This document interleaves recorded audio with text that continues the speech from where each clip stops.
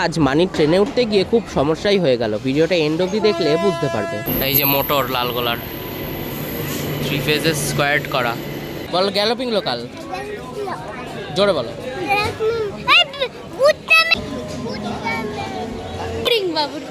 আমি কিন্তু পড়ে যাবে। আমি আর কি এখন স্টেশনে, আমাদের সাথে দেখাচ্ছে POHED ট্রেনের এই যে মোটর লালগোলার 3 ফেজেস স্কোয়ার্ড করা।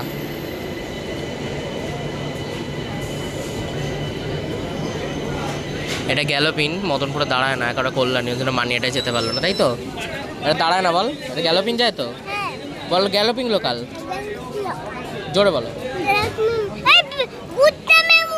এই গুড। আসলে আগেকার দিনের যে কনভেনশনাল লালগোলার মেমোগুলো ছিল সেগুলোকে ভাই প্রথমেই দেখেছে গোড্ডা মেমোতে। তোমরা জানো গোড্ডা, শিয়ালদা থেকে গোড্ডা অব্দি একটা মেমো যায়, সেটাই ও দেখেছে। ওর জন্য এই মেমোগুলো দেখলেও সবসময় বলে গোড্ডা মেমো। এই ট্রেনটার রেকের একটা বিশেষত্ব বলি, এই যে ক্লিপটা তোমরা দেখতে পেলে, এই রকম মোটর কোচালা মানে 3 ফেজের রেক কি তোমরা কখনো দেখেছো?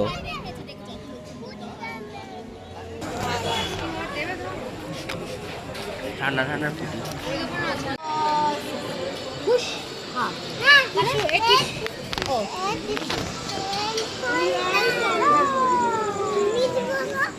বাবা, আবার আমরা বলবো মাটিতে।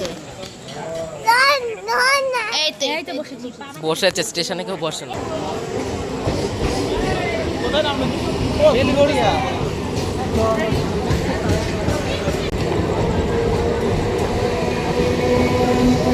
ছিঁড়ে যাবে তো জামাটা।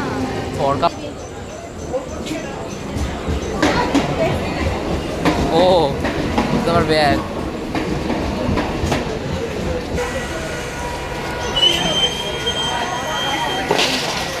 এ বাবা, উঠবে কি করে?